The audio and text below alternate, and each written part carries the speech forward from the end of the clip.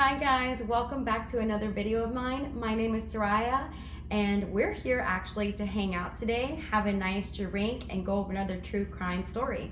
If you don't already know, I had tried some concept of getting ready with me videos, but I actually have been wanting to do this type of video as if I personally feel when I watch true crime cases or other videos, it becomes very serious, kind of very eerie and documentary-like.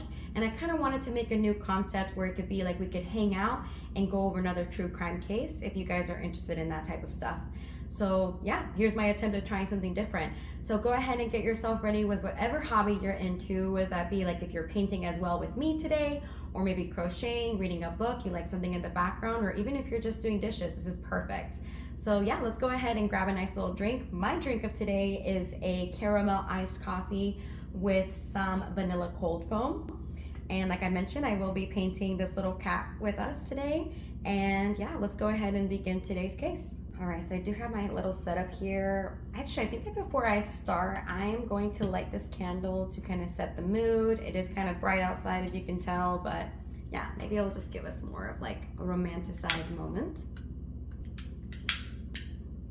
All right, so I'm doing a paint by number painting and I'm almost done, as you can like maybe see. I think the next number that I will do is number 11. Maybe I might go over some new numbers. No, I think I have to do number 7 first. All right, so for today's case, we're actually going to be talking about Robert Fisher, if you guys have not already heard this story. It is based out of Scottsdale, Arizona, and it did happen in 2001. An interesting fact about Robert Fisher is that he was placed in the FBI's 10 most wanted fugitives list. They really were wanting to do a search party or like some type of manhunt for this guy. One thing that I will also add about the case that was so interesting on why I kind of wanted to bring this up is that there are so many details attached to this case that are honestly going in all types of directions. You could go from this theory to this theory and all of them almost seem to make sense. So we'll be digging into that a little bit later, but I'm gonna go ahead and take a sip of my drink here because I am getting a little bit dry. That's good. You get the cold foam. So good. I always say that. It's just good. Like when you make your coffee at home, it can be just as good as if you have it like at a little cafe. Now that I've had my drink, we'll start with the important details, of course, about who was Robert Fisher. What I had gathered is that he is about 39 years old and he did live in Scottsdale, Arizona. He did have his wife, Mary, which I think was also 38 years old, and they have 2 children together. They have their 12-year-old daughter, Brittany, and their 10-year-old Bobby Jr., Robert Jr., and they also had a family dog, and his name was Blue. I'm kind of focusing on getting this little paint here. So I'm gonna start kind of curving into the lines a little bit. So just like all these cases go, right, they are a total normal family. And they actually were a little bit more different because they were involved in their community. They did attend the Scottsdale Baptist Church. Mary was a frequent volunteer and Robert was a member of the men's group within the church as well. A lot of people would say that out of the church, they did seem normal. They did mention that Robert was a little bit more quiet and reserved. However, they would still kind of label him as a devoted husband and father, as they would probably always say. That's always nice to hear. I think another important thing to know about Robert is that they did mention that he was an avid outdoorsman. He was also a camper and a hunter. The pastor had even labeled him to be an individualist. Oh my goodness, am I saying that right? Individualist? I guess it's kind of like someone who really does like to do things on their own. I mean, so do I. So that's an important detail for you guys to remember. Most importantly about the outdoorsman fact there. Another thing to know about Robert on how he worked or provided for his family was that he was a respiratory therapist and a surgical technician working out of the Mayo Clinic. But just like all cases go, as investigators or information on the case, will soon start to realize or learn that Robert has another side to him. Now, before we move more into the details about the Fisher's family, I think it's important where we start with the actual case alone on how we came to even find out about this family in general. So we'll start on April 10th of 2001, right around 8:42 a.m. A huge explosion happened in the residential neighborhood. And I'm talking about not just a normal explosion. We're talking about that this home was made out of brick, and the brick wall had fully collapsed. That's how huge it was. Neighbors had also reported up to a half-mile away that they had felt and even had heard this explosion go off. That is crazy insane. I'm sitting here with you guys right now, and I could not imagine out of nowhere if I was to hear a big giant kind of kaboom situation, and also just very overall concerning. I might go a little bit quiet here because I'm kind of dealing with this black color here, and so yeah, take a moment to sit with that info as we're kind of coloring a little bit in here. So obviously, of course, firefighters are going to be called to the case. And they did went ahead and report that this home was engulfed in 20-foot flames. And it did have to cause them to get police to be able to close off the main roads into the neighborhood to give the firefighters an opportunity to be able to maintain the fire itself. I am kind of getting this to dry a little bit. It is a little wet. Now, for this next important thing here, it's important to note that what we have the firefighters discover next is not what you are expecting, and do not get ahead of me here, but they do end up finding 3 bodies. They end up finding Mary Fisher, her daughter Brittany, and Bobby Jr. as well. They had been discovered, and their bodies were so badly burned, and they had barely even been recognizable to be able to get the identification. But another important detail that the investigators had then found was that all 3 victims were still in their beds, which kind of pointed to signs that they had not made any attempt to leave the home, and much less even leave their bedrooms. Of course, you may be also asking, where is Robert at this point? And you guessed it right. He is currently missing, and he is not within the home. Seems like my painting is still drying, so I'm gonna go ahead and take a little sip of my drink and kind of mix that in. So now going back to the case, apart from Mary, Brittany, and Bobby being still found in their beds, they did went ahead and found that Mary's 4Runner that was in the garage is missing, but Robert's truck was still at their property. Now we'll be going into the disturbing details of the case, because the medical examiner would come back with these findings. Of course, you're thinking, well, these 3 victims, they must have died from just a fire. That is not exactly the whole truth. It was determined that all 3 victims had their throats slit before the fire had gone off. And an additional finding was that they had found a bullet in the back of Mary's head. Overall, you can already think that this is not an accident and for sure a murder. So not only is this situation going to be treated as a fire, they now have to treat it as a crime scene. So when investigators get over there, they start to realize that they want to find the cause of the fire. And they had found that the gas line of the home's furnace had been severed, if I'm saying that correctly. And therefore, they had also found this weird contraception of a candle-like holder, where eventually, when it would run out, it would release all this gas. So when the gas would eventually fill the entire home, it would cause the explosion to happen. And there had also been evidence found of flammable liquid spread all throughout the house and also on top of the victims. This was pretty crazy information when I first read about it, that this was not just a typical fire and of course something bigger. Seems like my painting is a little bit more dried in this little area, so now I'm gonna move to my next color. But stay with those thoughts, you guys. Pretty insane. And I can't get this to get open, so I'm gonna carefully put that down. So now that we know about case details, we're gonna go back into Robert's past or his history. Let me just go ahead and draw this real quick before I say anything else. I think I'm ready to get back into the story. So, with Robert still being missing, this caused police or investigators to look further into Robert himself, that they start talking to friends, family members, coworkers, so they can start getting more of an understanding who Robert was. They had started to express that he had not only been quiet and devoted, they had also mentioned that he was bitter, controlling, highly insecure, and socially detached.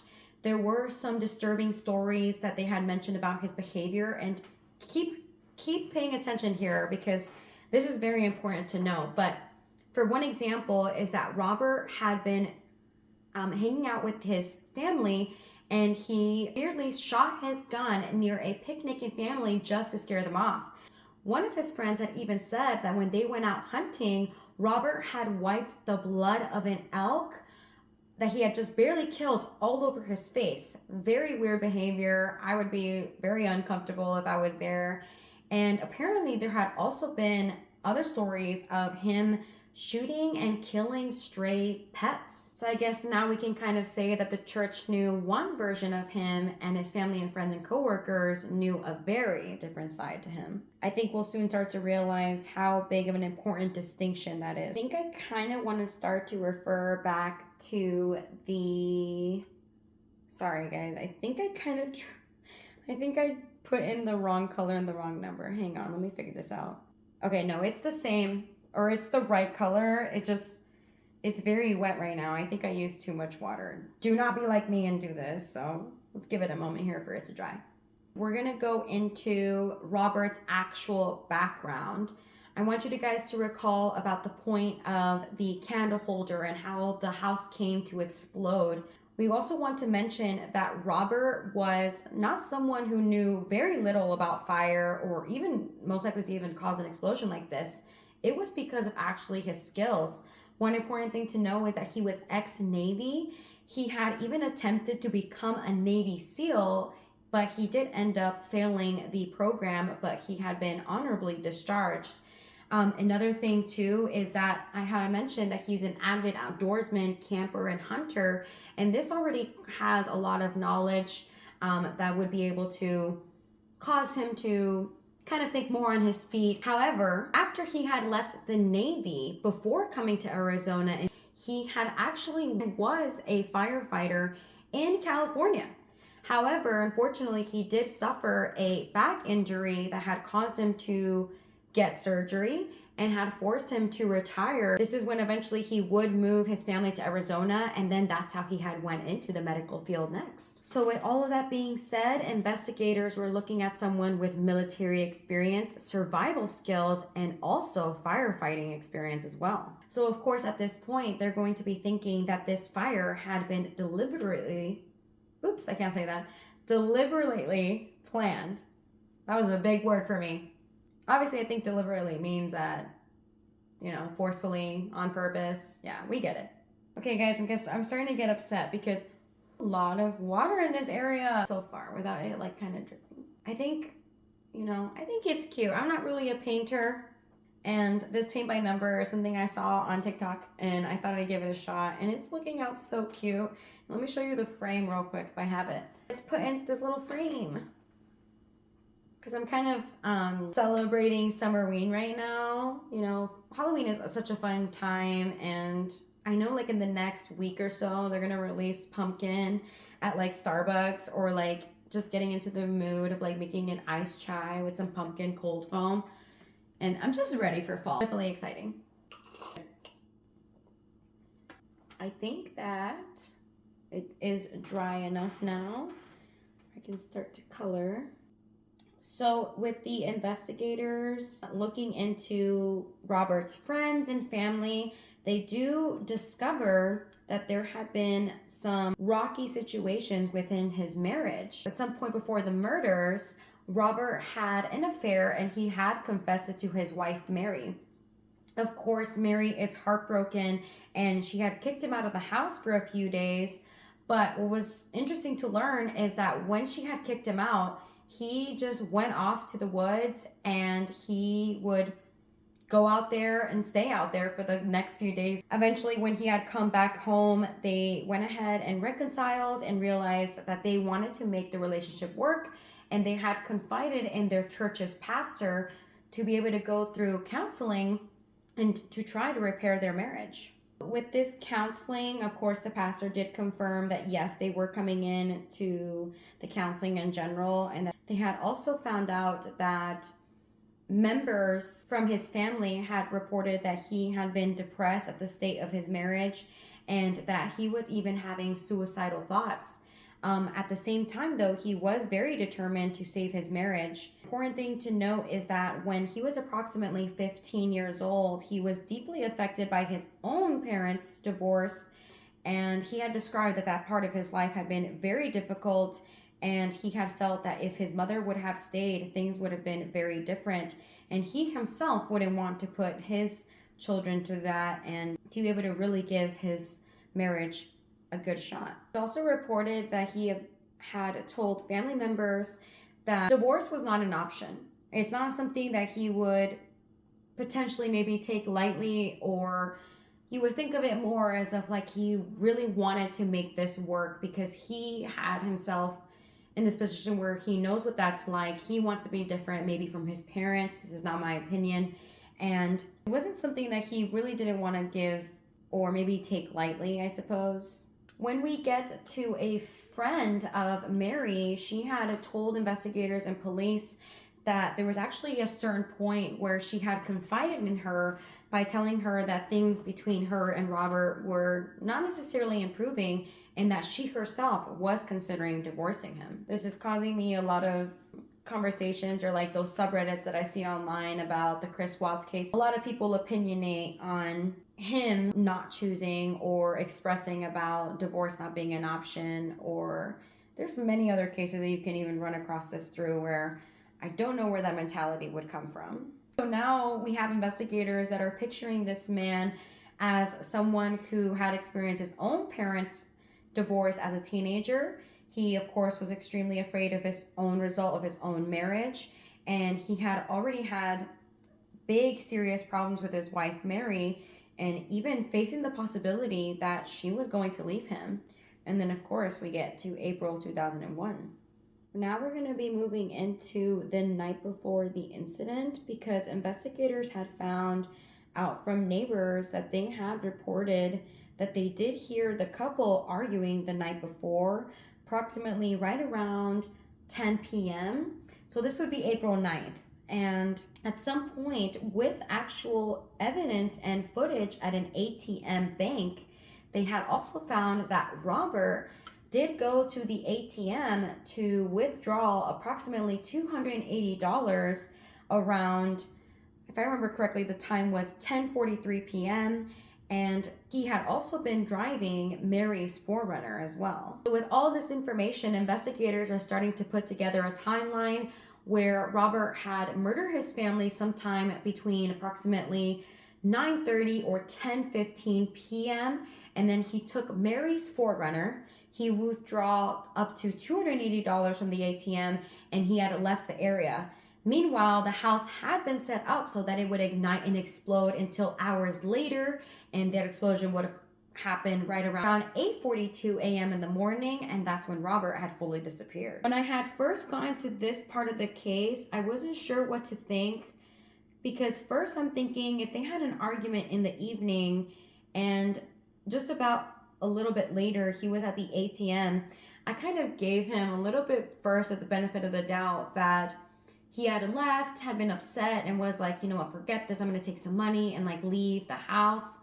And eventually I maybe would have thought that he would have came home and did the tragic things that he did, and then had then hurried up with his extensive knowledge to be able to set it up. I wasn't really confident at first about it being something done way earlier in the nighttime, for sure. Looking into the story a little bit more, it wasn't until about 4 days later, April 14th, 2001, that investigators will label Robert as a suspect and a huge manhunt would begin. Because of this manhunt, police would then provide a photograph and a description of what they were looking for and what he had last been seen wearing in the ATM footage, which included a Black Raiders baseball cap, and they had also been locating Mary's 4Runner. They were getting nowhere for the next several days, and they had no idea where Robert had gone until April 20th. It seems as if my bottom half of my painting is almost done before we look a little bit more into the case, but I think it's working some progress. I'm gonna start working on the cat itself, and I think I'm almost done. Maybe some touch-ups because you can see a little bit of the numbers in there, but so far I'm really proud of it. I'll go ahead and take a little sip of my drink because it's getting very sweaty over here. So now we're on April 20th, where a forest ranger in the Tonto National Forest near Young, Arizona had reported finding an abandoned 4Runner in the woods. When police rushed over there to investigate, they did went ahead and confirm that it was Mary's vehicle. And not what is the only strange that they just found the vehicle, they had also found something weird underneath it. It was actually their family dog, Blue. He had appeared to be very agitated and hungry and severely dehydrated. And also to add that there had been porcupine quills, I think it's what they call it, or they had like those spikes stuck to his fur. When they looked further in the area, they did end up finding on the ground Robert's baseball cap, where he had last been seen wearing, that had caused them to rush to be able to look into the nearby area of forest and the woods in hopes that they would be able to find Robert himself. However, with this little manhunt that happened for Robert, not only did it last hours, but it ended up lasting several days, and there was still nothing. Robert was completely gone. Now, I kind of want to get into the Blue mystery, is what I'm calling it. And honestly is the strangest parts of the whole case to me, because where was Robert? How fast he had left the area, and why was Blue there? The further analysis had also mentioned that there had been evidence of Robert being there for some time because they had found human feces very close to the vehicle, and they were not 100% sure on how long he had been there or when was it that he was there as well. And when they had taken Blue to the hospital, he had gone without food and water for a couple of days, even though it's not 100% possible to be able to determine on how long he had been there alone. Another important thing to note is that there is no DNA evidence that investigators had a clear answer on, no footprints. There had also been no further tire marks, and nothing else that would technically tell them where Robert had gone. And after all that searching, we have nowhere else to go with this case. I'm kind of swapping a different color here. Poor little dog. I guess that didn't really cross my mind the first time I heard the details about the explosion, that I didn't realize that, you're right, Blue was missing. Okay, there's this small little patch area that I have to grab that I kind of gotta focus on. Okay, so I think we're almost here towards the end, but we'll move to July 19th of 2001, where there is an Arizona state arrest warrant out for Robert, and it had been for 3 counts of first-degree murder and arson. It had also been followed by a federal warrant for unlawful flight to avoid prosecution. And then there is nothing. For almost a year, there are no verifiable, is that how you say it, sightings or major developments. It wasn't until June of 2002, however, that is when they had added Robert into the FBI's 10 most wanted list. There had also been a $100,000 reward added for any information leading up to his capture. So we're kind of at that part of the case where it's entering this weird, strange limbo or unanswered questions. Nobody knows where he is. He is still technically missing till this day, and he's been missing for years. It wasn't until 2021 that the FBI had removed him from the 10 most wanted list, but that doesn't mean, of course, that they had found him, and of course his whereabouts are also still unknown. Kind of getting to the ears part of my little cat here, and I'm kind of going a little quiet, but I think we are ready to go through what investigators believe happened. So now we've gone through all what investigators believed had happened, but we're actually going to dive right into the theories. Because technically, Robert has not been convicted for murdering his family because he was just simply never found, or we still have yet to find him. Because it also seems that there is a detective that worked on the case where he has a good follow up theory where I kind of agree on his point that I want to mention to you. And there we go. Finally found a good point. But anyway, so this detective's name is called Kirkham. He had believed that Robert had someone pick him up in the woods. He had also believed that he may have started a new life somewhere under a new assumed identity. And another interesting part of the detective's theory, which I want to make sure I want to get this right, is that he doesn't necessarily believe that the murders were planned as a first degree murder scenario. He considered that the possibility of the argument between Robert and Mary had become extremely heated and that Robert may have killed Mary in a moment of anger. And of course, then he had panic. This would cause Robert at the spur of the moment to decide to kill the children and cover everything up. So instead of thinking that all of this was meticulously planned from the very beginning, it was a result of something that had become escalated. And with his skills, that is when he had decided to set off this fire to be able to destroy all the evidence. And of course, this is just a theory, and we won't actually know what had happened in that home. Moving on, there's also another detective by the name of Detective Henselman, and his theory goes into the same kind of categories of Robert just simply leaving or being picked up by someone else, and he had left Blue behind. However, his theory goes more into where the vehicle was abandoned. It seems that it was approximately 300 yards away from a reservation land fence, which could lead to Robert getting over the fence but not being able to take Blue with him. And also, there is a jurisdiction issue where police would not be able to search for him on reservation land. There are so many questions, as also to add that, why was Blue left behind? Why did Robert intentionally leave him? Did Blue refuse to follow him? Maybe did Robert get picked up? If so, who was this person? They would have not known that he had been wanted, etc. There's so many things that we just simply do not know. Honestly, this is where the case just leaves us. Seems that we have reached the end. This is what my progress looks like so far.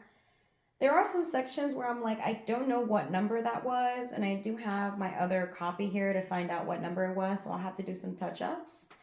But yeah, I'm kind of like pretty proud of it. I hope you guys are having fun with me and you're still kind of finishing up your hobbies as well, or maybe if you were also painting with me, that you're also probably towards the end. So overall, this is the Robert Fisher case. Honestly, I think the part that sticks with me the most is that we have so much that we just simply do not know.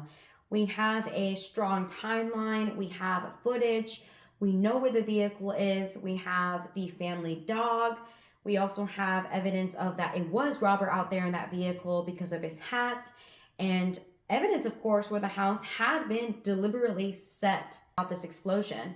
We also have Robert's background going from military experience to the survivalist skills for him to be out there if he was out there for a couple of days, and the testimony of people even mentioning that he was different type of individual, from spreading blood on his face of an elk to killing and shooting random stray dogs, shooting at or towards people, and expressing behaviors such as that divorce is not an option and that he was not going to let this marriage fail, and also from his own personal trauma of seeing his parents' divorce fall out as well. With all that being said, of course, there is a massive gap on that he just simply disappears. There is an enormous search effort from many people that goes over several days, and all because of this, if he did leave the Forerunner and he headed somewhere into the wilderness, why would Blue not follow him? And if so, how did he survive out there? Is he even out there? And who was the person who would have picked him up? I also want to recall that there had been notes of no other tire tracks left behind at that scene where the Forerunner was left, where we couldn't even find any more information on how Robert would have gone out of this area, honestly.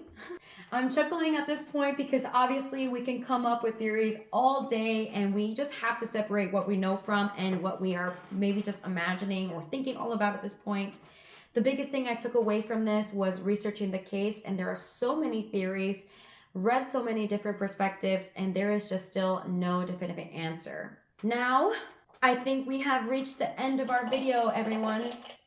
My drink kind of melted away. My painting is almost done. And I honestly had so much fun. I think I'm going to just edit off or not show you what I have to finish off here, but this is what it looks like one more time, and this is what it's supposed to look like. I think it's so cute. I can't wait to put it in its little frame here for when I do finish. I'm going to blow out my candle now too. I'm excited that I got to try something new. I have been exploring into new different hobbies, and I'm glad that you guys could join in on this journey with me. My goodness. And I just simply want to say thank you guys so much for hanging out with me, painting, listening to this case. Of course, as always, my heart goes out to the victims of, Mary, Brittany, and Bobby, and everyone who loved them. And I hope that someday we will truly find out what had happened to Robert, and that we can find him and bring him to justice. Thank you again so much for watching. I look forward to seeing you guys in the next one. And I hope that you guys even like this concept of hanging out with me, doing your little hobby and going over true crime. It's definitely a big interest of mine. And I hope that we can chat down in the comments about what are your own theories, things or details that you might know of that I kind of didn't bring out on here on the table with me. So yeah, let's go ahead and talk about it down there. Thank you again so much for your time. I love you guys, and until the next one, bye.